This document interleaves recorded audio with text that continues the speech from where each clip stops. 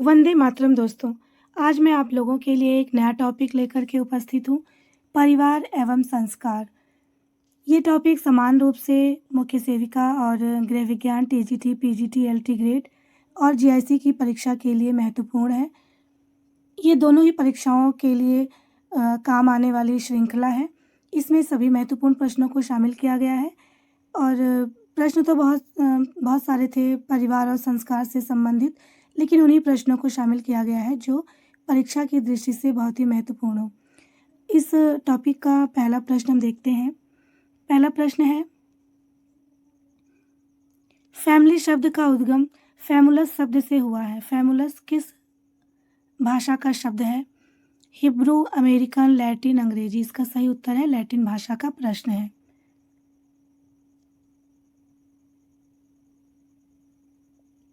अगला प्रश्न है, परिवार पर्याप्त यौन संबंधों द्वारा परिभाषित एक ऐसा समूह है जो बच्चों के जन्म एवं पालन पोषण की व्यवस्था करता है। ये कथन किसका है? ये बहुत ही प्रसिद्ध कथन है। ये कथन है डॉक्टर दुबे का, टायलर का, मैकाइवर एवं पेज का, मर्डॉक का। इसका सही उत्तर है मैकाइवर एवं पेज का।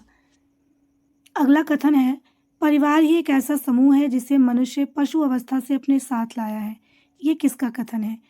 ये कथन है मैलिनोवस्की का। अगला प्रश्न है, परिवार एक गृहस्थ समूह है जिसमें माता पिता व संतान साथ साथ रहते हैं। इसके मूल रूप में दंपति और उसकी संतान रहती है। ये कथन किसका है? मैकाइवर, पेज, के डेविस, बोगार्ट्स का, फिर लूसी मेयर का। इसका सही उत्तर है ये कथन लूसी मेयर का है। अगला प्रश्न है, परिवार की 5 सामान्य और 8 विशिष्ट विशेषताओं का उल्लेख किया है किसने? गिलिन एवं गिलिन ने, मैकाइवर एवं पेज ने, मजूमदार ने, या फिर सभी। इसका सही उत्तर है मैकाइवर एवं पेज ने। अगला प्रश्न है, परिवार की उत्पत्ति के शास्त्रीय सिद्धांत के समर्थक हैं सर हेनरी मैन, फ्रेजर, टॉयलर, या फिर सभी।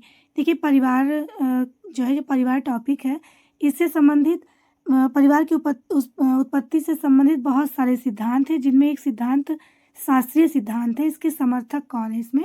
इसका सही उत्तर है सर हेनरी मैन। ये भी सिद्धांत ही है यौन साम्यवाद। अगला प्रश्न है, यौन साम्यवाद की अवस्था में परिवार था, विवाह नहीं था, विवाह था, परिवार नहीं था, परिवार और विवाह दोनों ही थे, या फिर परिवार विवाह दोनों नहीं थे। इसका सही उत्तर है परिवार और विवाह दोनों ही नहीं थे। यौन साम्यवाद का मतलब होता है कि जैसे पशु में व्यवस्था होती है यौन संबंधों को स्थापित करने की, उसमें ना कोई फैमिली होती है और ना ही उसमें विवाह का कोई सिस्टम होता है, जिससे मर्जी वैसे ही उनका संबंध स्थापित हो जाता है। वैसे ही जब पुरातन समय में जब परिवार और विवाह अस्तित्व में नहीं थे, तब की बात है ये, तब ये यौन साम्यवाद था।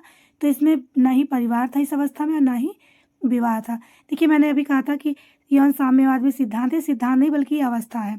आगे जो परिवार की उत्पत्ति से संबंधित सिद्धांत है उसके बारे में आगे चर्चा करेंगे, लेकिन यौन साम्यवाद ये परिवार की एक अवस्था थी। अगला प्रश्न है, परिवार की उत्पत्ति के यौन साम्यवाद या कामाचार की स्थिति को प्रथम अवस्था मानने वाले विद्वान हैं? अरस्तु, टायलर, मार्गन, या फिर मैलिनोवस्की। इसका सही उत्तर है मार्गन। मार्गन ने ये माना कि सबसे पहले परिवार की उत्पत्ति जब हुई तो उसके जस्ट जो पहले की जो अवस्था थी उसकी प्रथम अवस्था कौन सी थी? यौन साम्यवाद या कामाचार की। तो ये किसने माना इस अवस्था को? मार्गन ने। किस प्रकार के परिवार विश्व के सभी समाजों में पाए जाते हैं? संयुक्त परिवार, विस्तृत परिवार, नाभिक या एकाकी परिवार, या फिर सभी। इसका सही उत्तर है नाभिक या एकाकी परिवार। ये विश्व के सभी समाजों में ही पाए जाते हैं। अगला प्रश्न है, हेनरी मैन मानते हैं परिवार का आदिम स्वरूप पितृसत्तात्मक था, यानी कि परिवार का जो शुरुआती रूप था वो पितृसत्तात्मक था। ब्रीफाल्ट और टायलर के अनुसार परिवार का आदिम स्वरूप कैसा था? हेनरी मैन ने तो बता दिया, उनका कहना था कि मानना था कि परिवार का जो स्वरूप था, जो शुरुआती स्वरूप था वो पितृसत्तात्मक था, यानी कि सत्ता पिता के हाथ में थी। लेकिन ब्रीफाल्ट और टायलर के अनुसार परिवार का आदिम स्वरूप क्या था? मातृसत्तात्मक, पितृसत्तात्मक, सिंडेस्मियन, या फिर सभी। इसका सही उत्तर है मातृसत्तात्मक। अगला प्रश्न है, पति पत्नी और उनके आश्रित बच्चों से मिलकर बने परिवार को कहते हैं। पितृवंशीय, समृद्ध, संयुक्त या फिर केंद्रीय या नाभिक परिवार। इसका सही उत्तर है केंद्रीय या नाभिक परिवार। अगला प्रश्न है, जिसमें विवाह के बाद स्त्री को अपने पति एवं उसके माता पिता के घर जाकर रहना आवश्यक होता है, उसे कहते हैं मातृसत्तात्मक, पितृस्थानीज, केंद्रीय फिर या एक विवाही। इसका सही उत्तर है पितृस्थानीज। विवाह के बाद स्त्री अपने पति और उसके माता पिता के घर जाकर रहती तो ऐसे विवाह को कहते हैं पितृस्थानीज। अगला प्रश्न है, विवाह के बाद पति जब पत्नी के माता पिता के निवास स्थान पर रहने लगता है तो उसे कहते हैं। इसके पहले जो प्रश्न था उसमें था कि पत्नी पति के घर उसके माता पिता के घर रहेगी, और इसमें पूछा गया है कि जब पति पत्नी के माता पिता के निवास स्थान पर रहने लगता है तो उसे क्या कहते हैं। मातृस्थानीय परिवार, पितृस्थानीय परिवार, मातृवंशीय या फिर मातृसत्तात्मक। इसका सही उत्तर है मातृस्थानीय परिवार। जिस परिवार में 3 या अधिक पीढ़ियों के सदस्य साथ साथ निवास करते हैं, जिनकी रसोई, पूजा पाठ एवं संपत्ति सामूहिक होते हैं, ऐसे परिवार को कहते हैं विस्तृत परिवार, संयुक्त परिवार, पितृसत्तात्मक या फिर जन्ममूलक परिवार। इसका सही उत्तर है संयुक्त परिवार। जब 3 या 3 से अधिक पीढ़ी के लोग साथ साथ निवास करें तो उसको संयुक्त परिवार कहते हैं। जिस परिवार में सत्ता व अधिकार पिता से पुत्रों को मिलता है, पितृसत्तात्मक, पितृवंशीय, पतिसत्तात्मक या फिर सभी, ऐसे परिवार कहलाते हैं पितृसत्तात्मक। जिस परिवार में सत्ता एवं अधिकार माता से पुत्रियों को मिलता है उसे कहते हैं मातृसत्तात्मक परिवार। अगला प्रश्न है, जिस परिवार में वंश परंपरा पिता के नाम से चलती है उसे कहते हैं पितृवंशीय। जिस परिवार में वंश परंपरा माँ के नाम से चलती है उसे कहते हैं मातृवंशीय परिवार।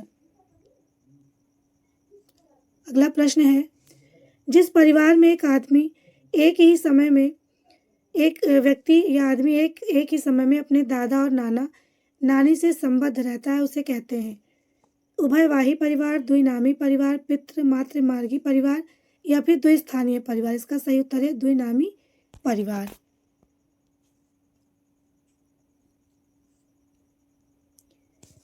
कौन सा कार्य परिवार का आर्थिक कार्य नहीं है। उत्तराधिकार का निर्धारण ये भी है, पद निर्धारण ये नहीं है, सम विभाजन ये भी है, आय और संपत्ति का प्रबंधन ये भी है। इसलिए इसका उत्तर सही है बी वाला, पद निर्धारण। इसमें से सभी ये तीनों ही कार्य परिवार का आर्थिक कार्य कौन सा नहीं है, तो यही बताना था। तो पद निर्धारण इसका कार्य नहीं है परिवार का। कौन सा वाक्य परिवार के ढांचे में होने वाले परिवर्तनों को नहीं दर्शाता है। पति पत्नी के संबंधों में परिवर्तन ये दिखाता है। स्त्रियों के अधिकारों में वृद्धि ये भी सही है, इसमें भी परिवर्तन हुआ है। परिवार में स्नेह व प्रेम का घटना ये गलत है, क्योंकि परिवार में स्नेह और प्रेम बना हुआ है तभी परिवार बना हुआ है, तो ये गलत है। नातेदारी का महत्व घटना ये परिवर्तन हुआ है। परिवार के ढांचे में कौन कौन सा परिवर्तन हुआ है और कौन सा नहीं हुआ, तो एक बताना है कौन सा नहीं हुआ है। तो पति पत्नी के संबंधों में परिवर्तन हुआ है, हाँ हुआ है। स्त्रियों के अधिकारों में वृद्धि हुई है। नातेदारी का महत्व घटा है। परिवार में स्नेह और प्रेम का घटना नहीं घटा है। प्रेम और स्नेह परिवार में जैसे पहले था वैसे ही अब भी बना हुआ है। अगला प्रश्न है, कौन सा वाक्य परिवार के कार्यों में होने वाले परिवर्तनों से संबंधित नहीं है। परिवार में मनोरंजन का घटना और क्लबों में जाना ये संबंधित है परिवार में होने वाले जो परिवर्तन होते हैं। परिवार में नियंत्रण शक्ति का कम होना ये भी सही है। परिवार द्वारा पूजा पाठ धार्मिक उत्सवों को कम करना ये भी कम हुआ है। पति पत्नी के पारस्परिक संबंधों में घनिष्ठता और आत्मीयता में कमी ये सही, ये वाला इसका उत्तर सही है। देखिए इसमें कार्य के बारे में पूछा गया है ना कि संबंधों के बारे में। परिवार के कार्यों में होने वाले परिवर्तनों से संबंधित नहीं है। ये तीनों, ये ऊपर के तीनों संबंधित है, ये नीचे वाला संबंधित डी वाला नहीं है। पहले परिवार मनोरंजन करता था, लेकिन अब परिवार में मनोरंजन का साधन नहीं है। लोग बाहर जाकर के मनोरंजन करते हैं, अपना क्लब में जाते हैं, घूमते टहलते हैं और यात्रा पे जाते हैं। ये सब चीज़ें हैं। परिवार में नियंत्रण शक्ति कम हुई है। पहले परिवार में परिवार का मुखिया जो कहता था वही ब्रह्म वाक्य कहलाता था, वही अटल सत्य माना जाता था। लेकिन अब ऐसा नहीं है। अब सभी लोग सूझबूझ के आधार पर और सभी लोग मिलजुल कर निर्णय लेते हैं। तो इस तरीके से नियंत्रण शक्ति थोड़ी सी कम हुई है। परिवार द्वारा पूजा पाठ, धार्मिक उत्सवों को कम करना। पहले परिवार द्वारा बहुत पूजा पाठ की जाती थी, बहुत सारे धार्मिक उत्सव किए जाते थे, सारे संस्कार मनाए जाते थे। और लेकिन अब ऐसा नहीं है। अब मुख्य मुख्य संस्कारों को मनाया जाता है, धार्मिक संस्कारों को, सभी संस्कारों को नहीं मनाया जाता है। लेकिन पति पत्नी के पारस्परिक संबंधों में घनिष्ठता और आत्मीयता में कमी, तो ये कार्य से संबंधित है ही नहीं। ये परिवार की आत्मीयता से संबंधित है, पारिवारिक संबंधों से संबंधित चीज़ है। तो इसका यही उत्तर सबसे अलग है, तो ये उत्तर इसका सही है। अगला प्रश्न है, पारिवारिक संबंधों में तनाव और संघर्ष, परिवार में मतैक्य और निष्ठा का भंग होना, पारिवारिक चेतना का नष्ट होना और उदासीनता का विकास होना कहलाता है। सामुदायिक विघटन, सामाजिक विघटन, पारिवारिक विघटन या फिर तलाक। इसका सही उत्तर है पारिवारिक विघटन। पारिवारिक संबंधों में तनाव अगर बढ़ गया है, संघर्ष बढ़ गया है, परिवार में एक मत नहीं रह गया है, परिवार में निष्ठा भंग हो गई हो और पारिवारिक चेतना नष्ट हो गई हो और हर व्यक्ति उदासीनता का शिकार हो गया हो, यानी कि परिवार में उसको कोई रुचि नहीं रह गई है, तो ये कहलाता है पारिवारिक विघटन। हिस्ट्री ऑफ ह्यूमन मैरिज किसकी रचना है? मैकाइवर एवं पेज की, मर्डॉक की, वेस्टरमार्क की, सभी। इसका सही उत्तर है वेस्टरमार्क की। हिंदू लॉ एंड कस्टम किसकी रचना है? यह है जेडी मैन की। मनुस्मृति के लेखक कौन है? Manu.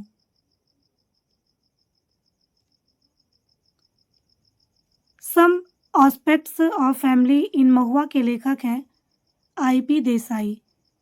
Hindu society at cross road के लेखक हैं के एम पडिक्कर, सर जंदुनाथ सरकार, डॉक्टर घुरिये, बी कुप्पू-स्वामी। इसका सही उत्तर है के एम पडिक्कर।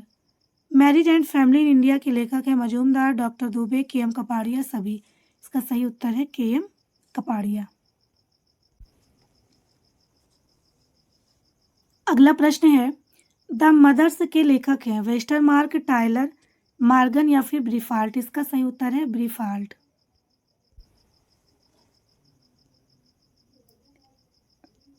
नायरो में संयुक्त परिवार को कहते हैं इलाम, सुसु, गोतुल, धारवाड़। इसका सही उत्तर है धारवाड़ कहते हैं, सुसु नहीं कहते हैं।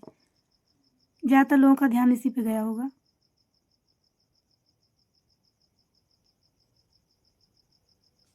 संयुक्त परिवार के प्रधान सदस्य को कहा जाता है नायक, स्वामी, कर्ता, मुखिया। इसका सही उत्तर है कर्ता। देखिए यहाँ पे ये चारों नाम ही मिलते जुलते हैं, लेकिन जो सही नाम है वो कर्ता ही है। अगर कर्ता नहीं है और मुखिया लिखा है तो उसकी जगह पे ये कहा जा सकता है, लेकिन अगर कर्ता लिखा है तो इसका सही उत्तर कर्ता ही लिखा माना जाएगा। अगला प्रश्न है, हम उस परिवार को संयुक्त परिवार कह सकते हैं जिसमें 3 या 3 से अधिक पीढ़ियों के लोग एक साथ रहते हैं तथा संपत्ति, आय, पारस्परिक अधिकारों तथा कर्तव्यों के द्वारा एक दूसरे से संबंधित होते हैं। यह कथन किसका है? इरावती कर्वे का, पीएच प्रभु का, आईपी देसाई का या फिर एससी दुबे का। इसका सही उत्तर है आईपी देसाई। आईपी देसाई का बहुत ही महत्वपूर्ण कथन है। कौन संयुक्त परिवार की प्रमुख विशेषता है?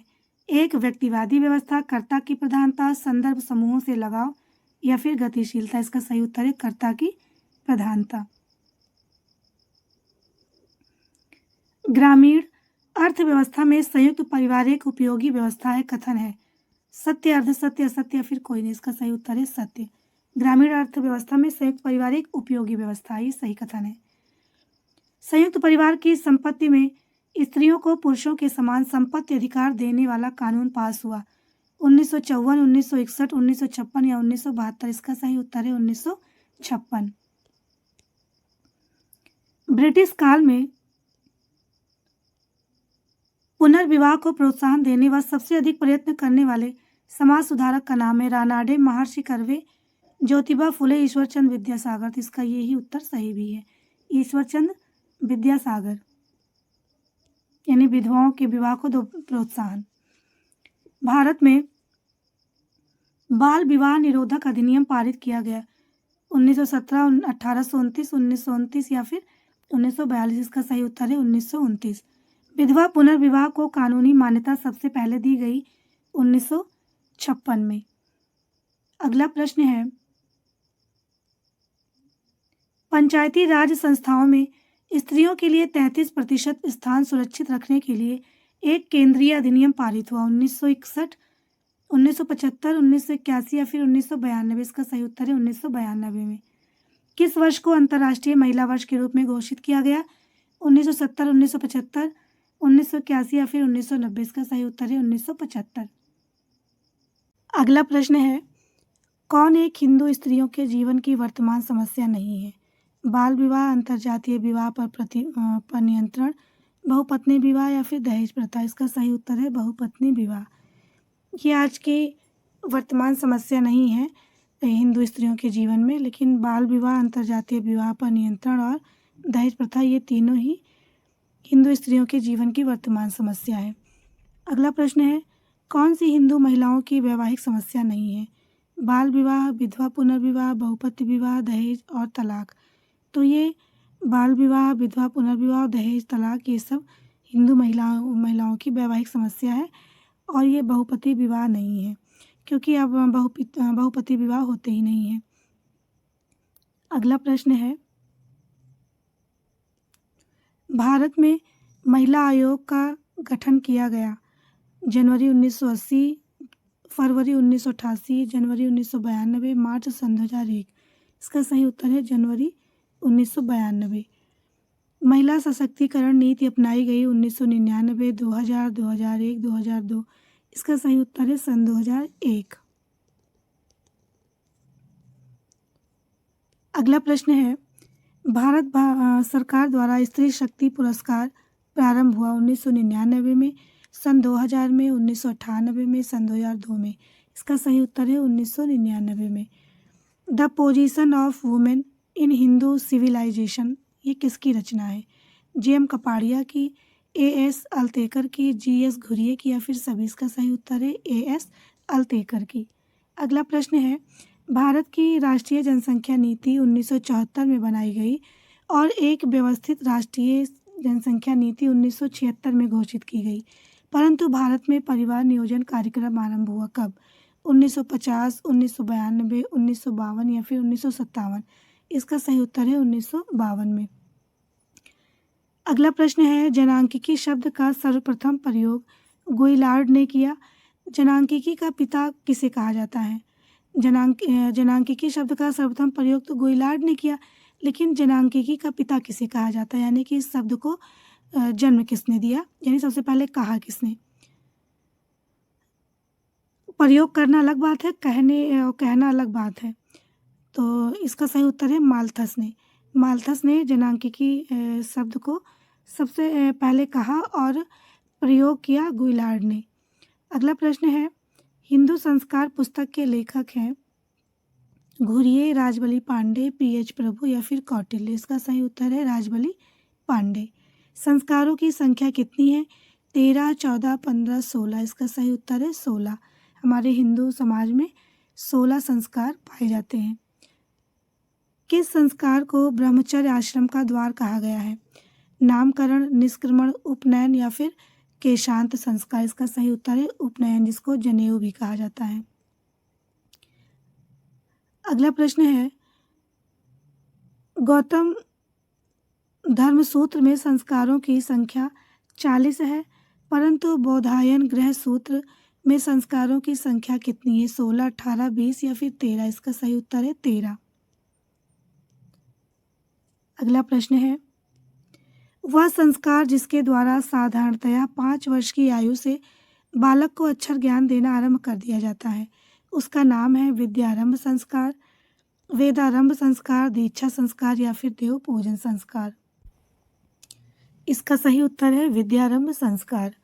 अगला प्रश्न है, बालक द्वारा शिक्षा आरंभ या प्रारंभ करने से पहले संपन्न होते हैं कौन कौन से संस्कार? नामकरण, अन्नप्राशन, समावर्तन या फिर नामकरण, केशांत या जात कर्म, अन्नप्राशन या उपनयन? इसका सही उत्तर है नामकरण, निष्क्रमण और कर्णवेद। ये तीनों संस्कार बालक की शिक्षा आरंभ करने के पहले के हैं। नामकरण का मतलब जानते हैं, नाम रखना बच्चे का, ये भी एक संस्कार है। निष्क्रमण का मतलब मुंडन, और कर्णवेद का मतलब है कर्ण छेदन, यानी कान को छेद करके उसमें आभूषण पहनाना। ये शिक्षा आरंभ होने के पहले के संस्कार हैं। ये पहले होते थे, अब भी होते हैं, लेकिन ये तीनों संस्कार बच्चे की पढ़ाई के पहले पहले हो जाते थे। अगला है वह संस्कार जिसको पूर्ण करने के बाद व्यक्ति द्विज हो जाता है, जात कर्म संस्कार, नामकरण, चूड़ाकर्म या फिर उपनयन। इसका सही उत्तर है उपनयन संस्कार। अगला प्रश्न है वह संस्कार जिसको पूरा करने के साथ ही व्यक्ति गृहस्थ आश्रम में प्रवेश कर लेता है, विवाह, समावर्तन, उपनयन या फिर सभी। इसका सही उत्तर है विवाह संस्कार। हिंदू संस्कारों का प्रमुख उद्देश्य है व्यक्ति का सामाजिक परिष्कार, धार्मिक परिष्कार, मोक्ष में सहायता या फिर ए भी दोनों। इसका सही उत्तर है ए और बी दोनों। व्यक्ति का सामाजिक परिष्कार और धार्मिक परिष्कार। परिष्कार का मतलब सुधार, दोनों जीवन के सुधार के लिए हिंदू संस्कार अपनाए जाते हैं। अगला प्रश्न है किस संस्कार के बाद व्यक्ति का लौकिक जीवन समाप्त हो जाता है, केशांत, निष्क्रमण, पुंसवन या फिर अंत्येष्टि। इसका सही उत्तर है अंत्येष्टि संस्कार, यानी इसी को ही हम आज की भाषा में दाह कर्म का भी संस्कार कहते हैं, मृत्यु के पश्चात होता है ये। संस्कार से संबंधित सभी प्रश्न यहाँ पे समाप्त हो गए हैं, और आशा है कि संस्कार का ये टॉपिक और परिवार का ये टॉपिक आपको समझ में आ गया होगा अच्छे से। ये बहुत सारे प्रश्नों से छांट करके जो परीक्षा के लायक प्रश्न थे या जिनकी परीक्षा में आने की संभावना थी, वो प्रश्न इसमें समाहित किए गए थे, और ये ज़रूर आपको पसंद आएगा। धन्यवाद।